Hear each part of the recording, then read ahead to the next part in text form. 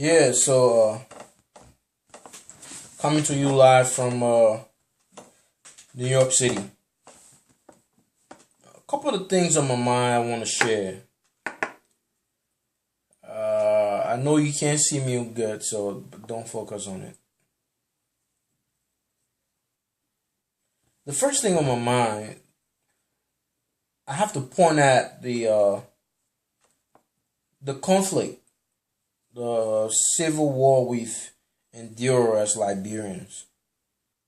You know, things that led to the civil war. I'm not going to lecture you on what led to the civil war, what happened during the civil war.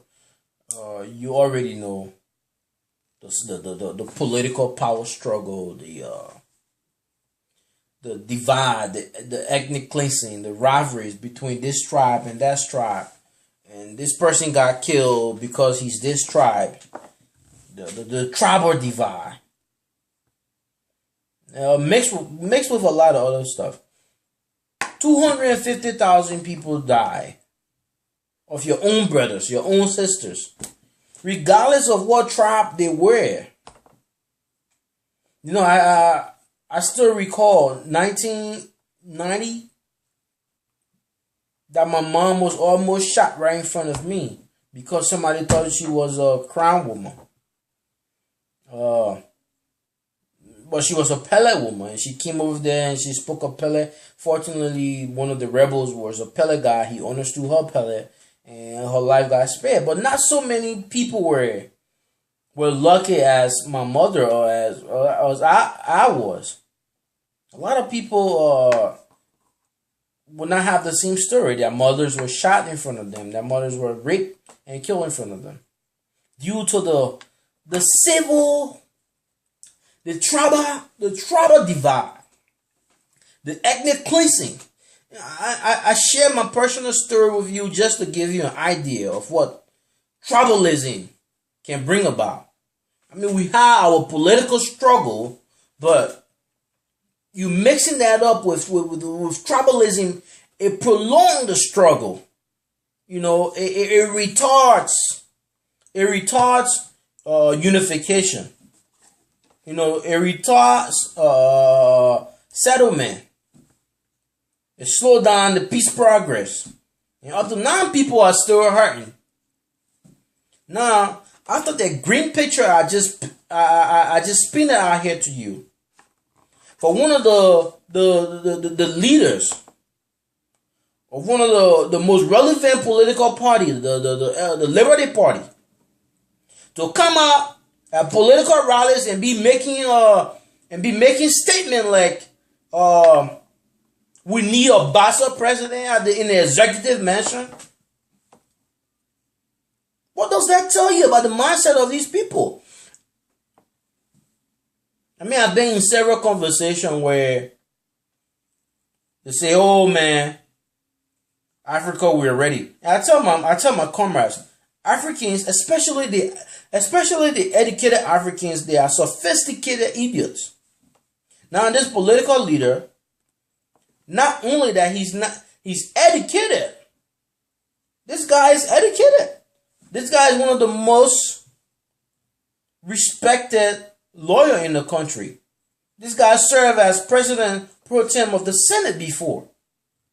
To come out and make these kind of idiotic statement, it's beyond comprehension. Especially looking in the rear view of where we came from. It's sad, man. It's sad. And then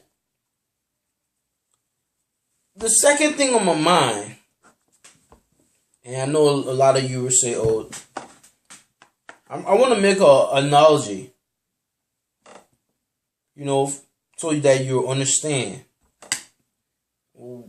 what I'm trying to say." I know I don't necessarily believe in religion, but what if a group of Christians were conglomerated somewhere and they looked in the heavens and they saw their Messiah, their Savior, descending down from the heavens with with the devil, hand in hand, drinking holy wine. I mean, those Christians, I would imagine, will be shocked. That's how we felt, in the activist blog, because we've always believed in George Weah. This guy patriotism is unquestionable. The love this guy has for Liberia is immeasurable. Now, we felt that putting him in this position as a senator of one of the largest counties in the country will give him the platform he needs to be able to do more in terms of leadership, in terms of bringing a lot of positive to the country, to the rebuilding process. Now, on a monumental day, on a very symbolic day, his victory to the Senate position, only to see this guy popping bottles, champagne, so in the same suit, wearing the same clothes as the devils, people like Edwin Snow Jr., that have been in the halls of power for donkey years, people that have been siphoning state revenues, corrupt-minded people. A guy like Edwin Snow, who is not concerned about increasing the wages of public servants, of teachers, but he's busy cooking up retirement packages for so-called lawmakers. Talking about every lawmaker after service deserve car every 3 years, gas money, bodyguards. These are the people our Messiah was seen with, popping bottles on the symbolic day. What does that tell you? For me, it's no different from a Christian sitting at the churchyard and seeing Jesus walk in with the devil. If you over here, you have been anointed as the chosen one,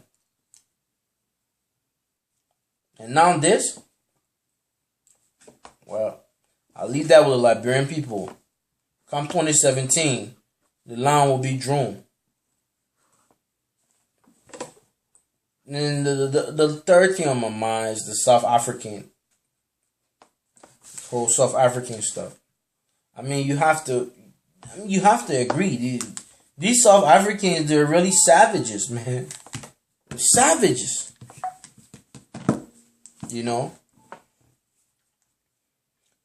I know people say, "Oh, it's just 5%, man. It's just 5% of the South African. They're crazy. They're doing that." But then, what about the other 95%? Where are they? Why aren't they protecting the innocent people? Why? How do you attack people that are as black as you? They migrated from other African countries, come to your country, hustled up. They merely control 1% of your economy. 98% of your economy is controlled by white South Africans, the Europeans. Trillions of dollars leave South Africa monthly to go to Europe. You don't turn your violence on those people. You turn on the most vulnerable people. Not only that you guys are savages, but you are cowards.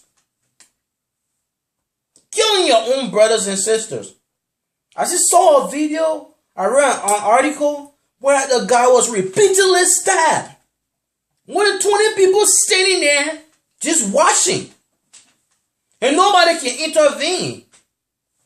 You repeatedly stab an armless man. Why? Because he's from Mozambique. during the South African anti-apartheid movement, your crowds was heard all over Africa. We were singing your national anthem in our schools, shining the light on your plight.